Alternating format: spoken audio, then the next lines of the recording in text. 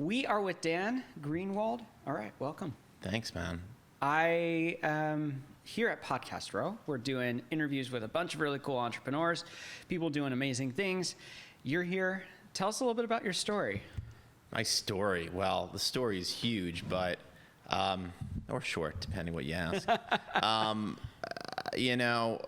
bunch of years ago, I was hit with a heavy dose of life is really short. Okay. Right. We all get hit with it. Everybody does. It's part of being a human being. Right. And what came out of it is 30-10-0. Okay. And what it does, 30-10-0, helps people and also their companies get what they want. Okay. And what it does is this what you want me to do? Yeah. Just jump into that? Yeah. So what it does is it's a methodology that helps people uncover their 30,000 foot view of what it is that they really want, not just the like generic air is good, money, love, family, but what do you really want? Yeah. And then from there, it guides you through uncovering your 10,000, which are your different priorities needed to achieve your 30, which drive your zeros, your daily actions that are quantified to help you achieve your 30. So that's my story. I have 2 boys, another kid on the way. Yeah. Married to the lovely Babette Marciano, the famous artist. Okay. Brings me here today. Psyched to be here, Mike. So excited to have you. All right. We're going to talk a little bit about the 30-10-0 process and what that looks like. But Sure. I want to step back and Cool. and hear the story that got you to here. How did you become an entrepreneur? How did you get to this place of launching this 30-10-0 company and the process of that? Sure. By the way, side note, my older brother likes to bust balls in a very loving way, calls it 0 dark 30. So, yes. Yeah. So it makes sense. How did I come to be here? That's really not my story to tell, but I'll be happy to tell it. The way that I see it is that, a few things. One, I grew up with a stutter. Okay. A pretty significant stutter. And that for most of my life till I was about, I would say 22, kind of held me back a little bit. So I grew up with this. I know I could do more. I have more in me, but the running away from shame, which is probably the ultimate motivator in people, was there kind of driving. So I grew up with this kind of dichotomy between really desiring to be true to myself and trying to avoid shame and what do I do? And then eventually I dealt with the stutter. I was ready, and a good friend of mine she whipped out a list of 4 different people for me to talk to. Yeah. One of them was just works out as it does. Came out of a month-long intensive, determined never to have my stutter impact me, decide which way I go, and I got a job teaching 4th grade in the Heights here in New York City. Wow. So just went right in and never really looked back, to be honest. And education, I appreciate the craft of education. Yeah. I love it. Yeah. And so I have a master's in curriculum design, like building things with process and structure with a target at the end. And given the reality that there needs to be flexibility because you're dealing with human beings. Yeah. And that just led me through in the world of, teaching for a number of years, curriculum development, administration, then was hit with I need to make more money. And in not the most healthy way, now that I look back on it, I kind of see that I was looking at money as an idol, as a false idol, thinking that this is going to solve everything. And so went into real estate while I was teaching, and that kind of took off a little bit nicely, but it wasn't where it was at for me. Yeah. Eventually made my way back into the education, the for-profit side, ed tech, and then started to consult with other companies outside of education. And along the way, got hit with the dose of life is really short. I had a number of people around me, very close to me, pass away. Wow. 5. Wow. Two of which were my parents. Within a very short period of time. Yeah.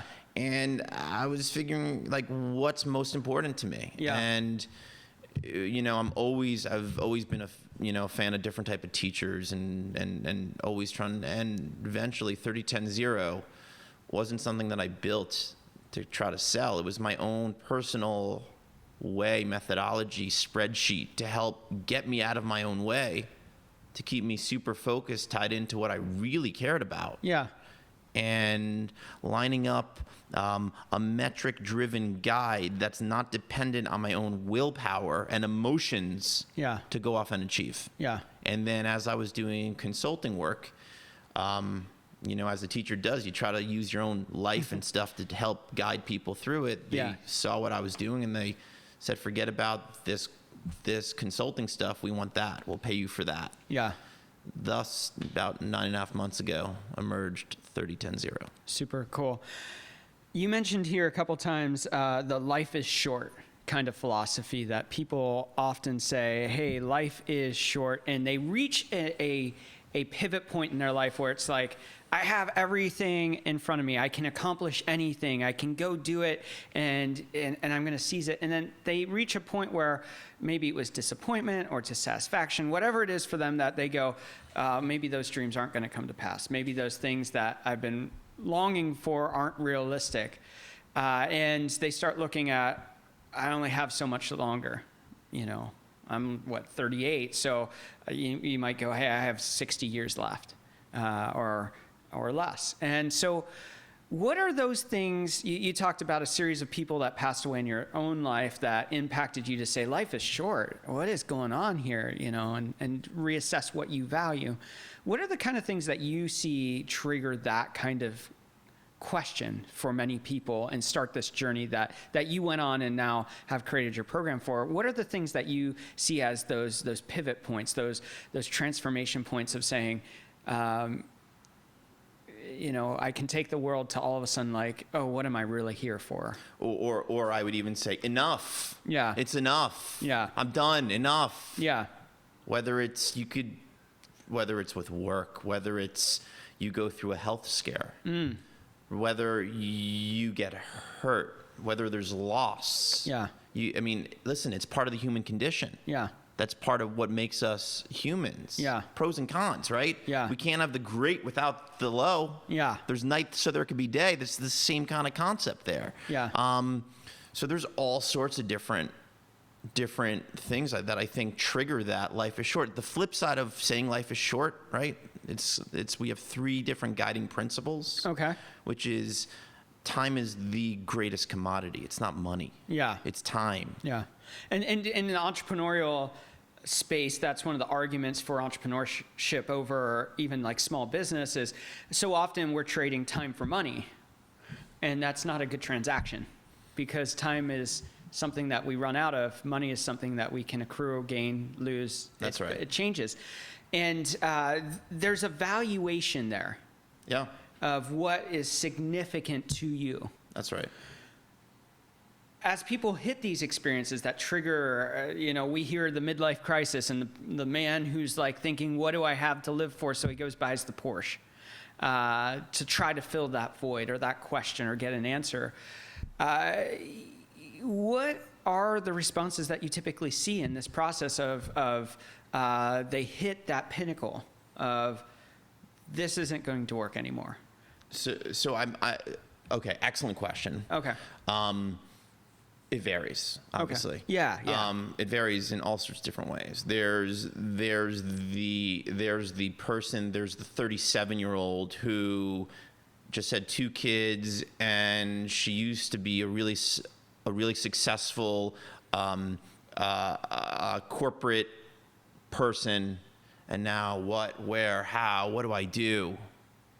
The fire's different. It's shifted. Yeah. That's one. There's someone who they're 62. They have done a lot, accomplished a lot, can't stop accomplishing, but they know that there's, what, am I going to just be on the road of continuously accomplishing? Yeah. For what? Why? Yeah. There's the person of, I had a big health scare. Really big health scare. So almost a fear. Yeah. Of like, I have to be a steward of what I do have. That's right. Yeah. That's right. And it's not even values. It's the classic question of what do you want? Yeah. And it's different for everyone. I think that's funny that you use that line, what do I want? I tell this story a lot on the show, just kind of refresh some people's memories. But I worked at a church for several years, and the church couldn't afford to pay me. So I ended up working for a friend of mine and then buying out his company and another company and building up my own web agency, and we did really, really well. And I'm sitting there with my business coach, and he looks at me and he goes, Mike, this is awesome. You have all these employees. You have built all this success, and you have what everyone says is what you should have if you're doing this endeavor. But what do you want? And I thought that was the hardest question I've ever been asked, because it's like, what do you mean, what do I want? I have to pay my payroll. I've got to make sure our clients are happy. That's what I'm doing. And he's like, no, but you get to choose, what do you want? That's right. And it's still a question that messes with my mind, because I come back to it going, what is it that I want to build with my life? What is it that I value? What is it that is significant to me? And I can go down the list of things that are the values for myself and my family and the people around me. I know for me that's been a journey. Sure. And it sounds like your program, the 30-10-0, is set up to answer or help people guide through that process. That's right. Of getting from what do I want to do to living that lifestyle. So let's talk a little bit Sure. about that in a minute. But first, I have 3 questions that we ask as we end this first segment. Go for it. The first question is, how are you finding purpose in what you do? I believe that I am full circle in my life, that I am once again doing education. Now, not in the confines of the K-12 structure and the same drive. Remember where I was when it became so crystal clear as to why I wanted to become a teacher, why I had to become a teacher, is as crystal clear now. Wow. Well, so you've gone from a place of doing what you knew you were supposed to do and just changing the outlet and how that impacts people's lives. By having gone through my last 20 years of my life. Wow. And going through the experiences that one goes through. Yeah. And that's why I know, that this is super meaningful to me. Yeah. But it's also working. Yeah. What's one challenge you're currently working to overcome as you build this? Excellent. So we built it. When someone said, I'll pay you for it, I'm like, really? That was a shocking moment, I'm sure. Yeah. It's still, by the way, it's still relatively shocking, and I'm thrilled and I'm full of gratitude for it. Just putting that out there. But I started using Google Sheets and a Google Doc. Yeah. It was like the workbook, and it was all there. It's still there. I mean, I'll show you mine after. But then we made a bunch of money. I made a bunch of money, and then I put it, okay, what do I want to do next? Yeah. And then so I was mapping out what we could do. Do we do this like native app? I mean, we have a proof of concept with multiple people doing great things. Yeah. And so I had to decide what I want to do. And so what I ended going with, which we'll see if it's the right choice or not, but was going with, we're building this all out of Wix. Yeah. We're pushing Wix to its limits. Yeah. And so I have this guy, Scotty, he's great, out of Western Australia, that's coding Wix and pushing it. But I'm 30-10-0 has been around for 10 months now, 9.5, 10 months. Yeah. And so the development, I think, is what's challenging. Yeah. I've helped others navigate their product development. Yeah. First time I'm doing my own product development. Yeah. And it's using parts of me that I was like, enough. Let me get back to, just doing what I do. Yeah. So I guess the short answer is product development. It's a challenge. What is the big goal that you have for where you want to take 30-10-0? My goal for 30-10-0, my 30 is to live in a consistent, strong state and build 3010 to a known brand that helps thousands of people get what they want, and in doing so provide abundantly for my family and myself. Very cool. We're going to be right back with Dan Greenwald as we go deeper into this conversation. We're going to talk about what this program actually looks like and how you can connect with him. Cool. How you doing? Awesome. Cool. Awesome. It's feeling groovy. Yeah. Feeling groovy? Yeah. Awesome. I'm totally biting my tongue to not say things, but I'm just I want to groove your groove. Yeah. Yeah. Is there anything that you want me to specifically touch on in this next? No. We're just going to talk about what your process does and how it helps people and what that looks like. Great. And yeah. Yeah. Is that cool? If there's something that you specifically want to make sure we talk about? The idea, I think I want to focus on the ease of how 3010 works, and the idea that it's built on the thread of, our creature power, that all people, it's designed with the human condition in mind. That way anyone could kind of relate to it. Yeah. We are back with Dan. Hey. I'm excited to have you back. We're gonna peel back some layers here. Terrific. And talk specifically about what you do and how it helps people. Sure. So tell us what 3010 is. What is the mythology of it, and how does it help? Sure. So the methodology of 3010 is that you guide someone through guided questions to uncover their 30. Side note: the key step. So 30. What is the 30? The 30 is what you really want. So is it 30 things or? No, 30,000 foot view. Oh, okay. All yeah. Right. All right. Why don't we restart this? Can we restart this? Yeah, segment? Sure. Yeah. Okay. All right. We are back with Let's try that again. We are back with Dan Greenwald. All right. We've talked about a lot of stuff. We're going to kick this segment off with asking probably one of the most significant questions. How can people find and connect with you? Awesome. So they can go to the website, obviously, 3010 spelled out Okay. .com. Yeah. All of the major social, 3010 spelled out. Or if you just want to email me directly, it's dan@3010.com. And we'll have all of that in the episode notes so that it's easy for you wherever you're listening. And if you're listening on radio, make sure you just go on over to jumblethink.com. You know that link, and find the episode notes. You'll find the links you can click on over. All right. Let's kind of pull the veil off here and talk a little bit about do it. 3010. What is it?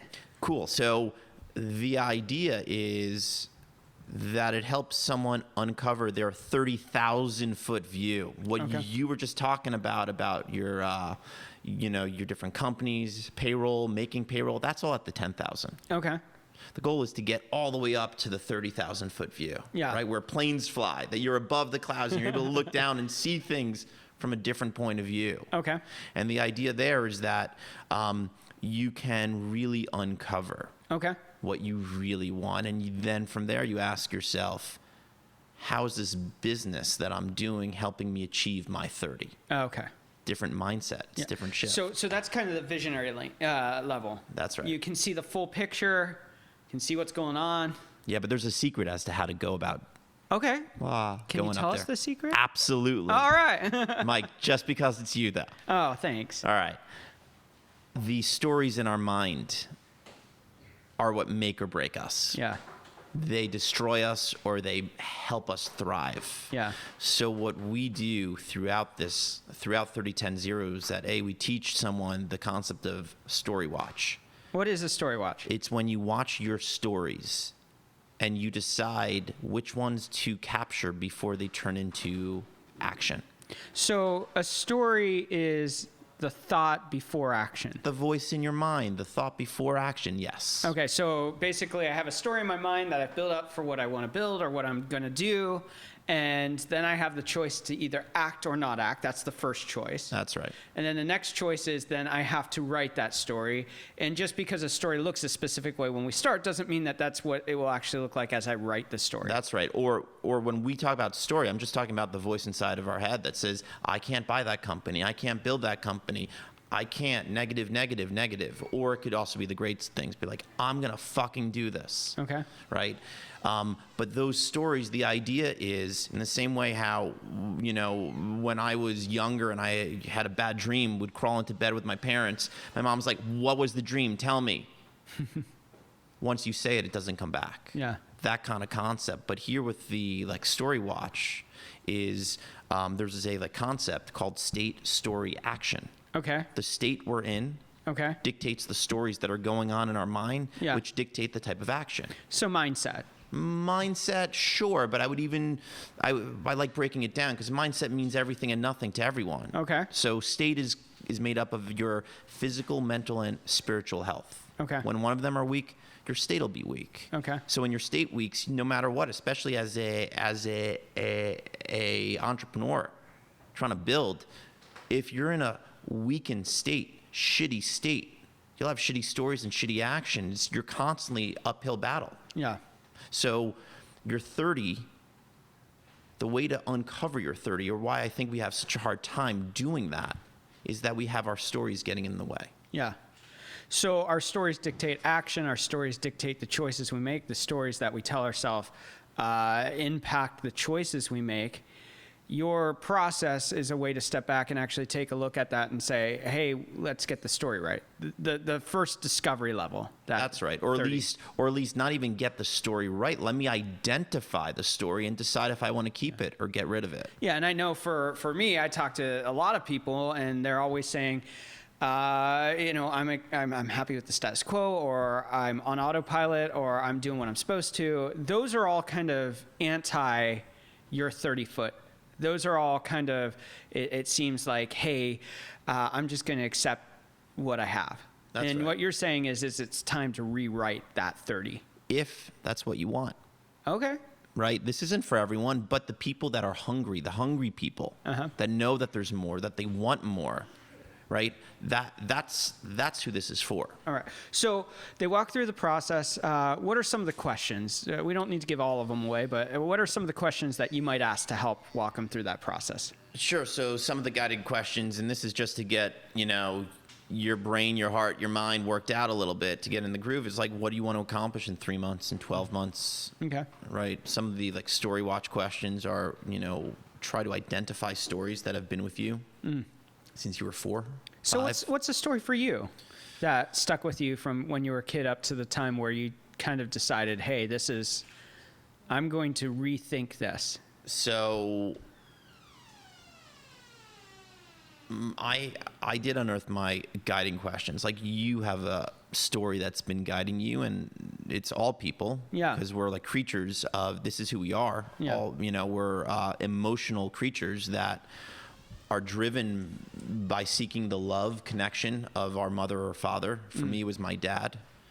And I have older brothers, and I have a older brother and a older sister, Okay. 16 years older and 12 years older. So I was a young kid watching my siblings interact with my mom and dad, and they were off in college, you know, really smart people. And I'm like, I want that respect that I'm seeing my father connecting love with my brother and sister. But I was 4 years old. Yeah. So I set this ideal at a very young age that was probably never ever met because it was foolish. Yeah. I wasn't aware of what that ideal was. Yeah. But that was driving me. That connection of, hey, what if I do this, or if I do this? We all have that inside of us. Yeah. I mean, it happens to podcasters, it happens to entrepreneurs, it happens to everyday people, where they're seeing the story that's already written for someone else, and they're expecting that they're going to perform at that level day one. That's right. They come in, and like podcasting is a great example. You come in and go, hey, I look at my idol podcaster, And if I'm not there on day one, having the success there, obviously I don't measure up. That's right. That's right. Like my little guy, Marty, he's 6. Yeah. He just cashed in some of his points. We have a point structure at home when the guys do good things, and he bought himself a pogo stick. Okay. Awesome. Yeah. Cool. He tried it. Oh, this is so hard. I just wasted all my points on a pogo stick. I'm like, buddy, that's day 1. Let's see where you're at in day 10 using your pogo stick. Yeah. That's the same exact idea. I think that based on the human condition, I think we all have a guiding story. Okay. That unless we decide to change that, Yeah. and if we want to keep it or not, it's going to still be there. And I think that's the key of the first part of 30-10-0. So let's talk about the 10. Yeah. What's the 10? The 10s, we have more than one 10s. usually. Okay. All right. Are your priorities of focus. Okay. What do you, now that you know what your goal is? Yeah. Right? What are the areas, the key areas, 5 or less? Okay. What are the key areas that I need to focus on in order to achieve my 30? Okay. Everybody who goes through 30-10-0, they have the same number 1, 10,000 priority, which is strong state. Goal is, what do you need to do in order to be in a strong state? Okay. So that's physical, mental, spiritual. What do you need to do every day consistently? And when you start talking about the zeros, which we didn't get to, the rule is that they have to be easy to achieve. Okay. So 10s are those areas in which they're kind of more operational, but not super detailed yet. Yeah, they're not detailed. They're guiding the details. Yeah. Yeah, that's right. And then the zero are the zeros. Yeah. Those are the operational, like nitty gritty. All your daily actions. Yeah, daily actions. That are measured weekly. It's very careful, because if we put too much pressure on my day and my score and what did I do, your head will explode and it'll defeat the entire purpose. And we're big fans of like micro things, because micro changes make huge changes over time. We call it micro experiments here. And it sounds like those zeros are a little bit of that, where it's like nitty gritty, but you want them achievable. You want them easy. You want them to be things that you can do quickly. And that the mind doesn't come and overly complicated, because that's what it does. Yeah. Cool. I mean, there's so much more we could talk about here. I want to hear one success story, or a story of transformation that's impacted a life. Sure. Besides mine. Besides yours, yes. So there's a few. There's a woman now who has been she's been having a tough time struggling getting into a feeling groovy place, for lack of a better word, right? And she went through the process, and her business is now thriving. More so, she wakes up every day and she's feeling good. Really, really good. Yeah. But more so, she knows how to navigate when things don't get good. And that was when I knew it was a success story. She's like, bring it on. Even when things aren't good, I'm still ready for it. And even when I have a few days of not feeling groovy, I'm able to get right back on, and I keep moving forward. And the fact that it's measured weekly versus daily is pretty powerful. Someone said it best. They said, when I started 30-10-0, I was like, I don't know what to do. Mm-hmm. After they built out their own 30-10-0, they're like, now it's about how badly do I want it. Wow. Change of perspective.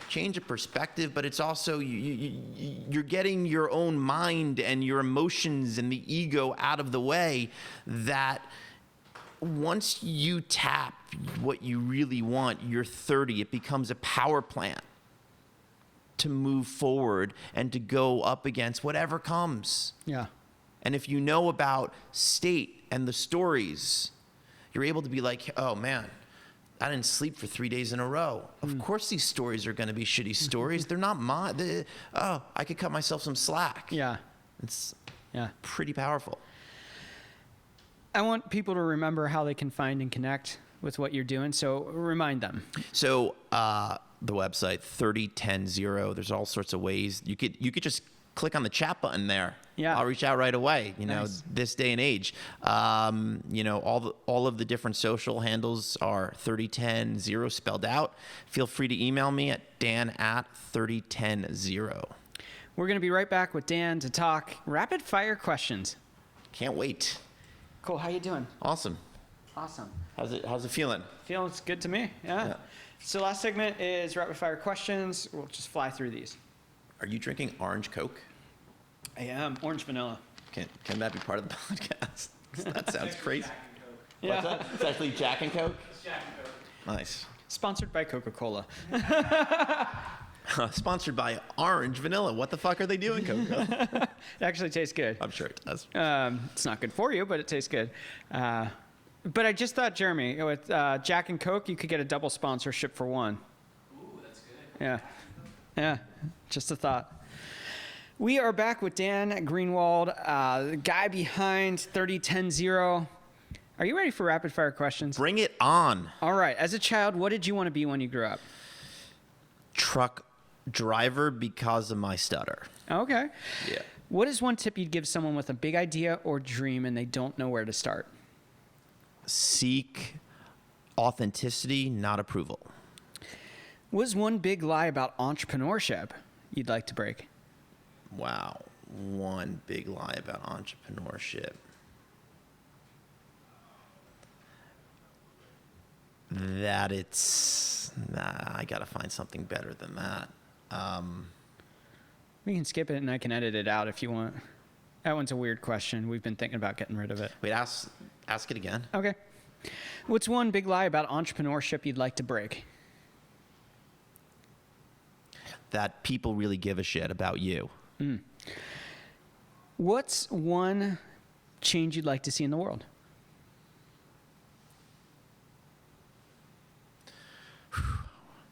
Okay, I'll try to narrow down my list here. For one, in America, I would love to see them change the American education model from Okay. this industrial revolution model to where meeting our Netflix generation kids. Yeah, I love that. What do you want your legacy to be? That I did what I can to impact as many people, that we now have more clear thinking, thoughtful people that aren't about ego. And ask me that shit again. That's horrible. Where do you find inspiration? Other people. What is one book you think every dreamer or entrepreneur should read? The Checklist the Checklist Manifesto. How do you define success? What it is that you really want. What is one trend you are currently excited about?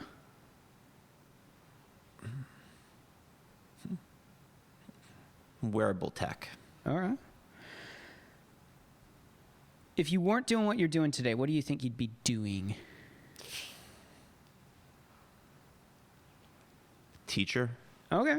Yeah. And our final rapid fire question is, what is one dream you're still wanting to fulfill in your own life?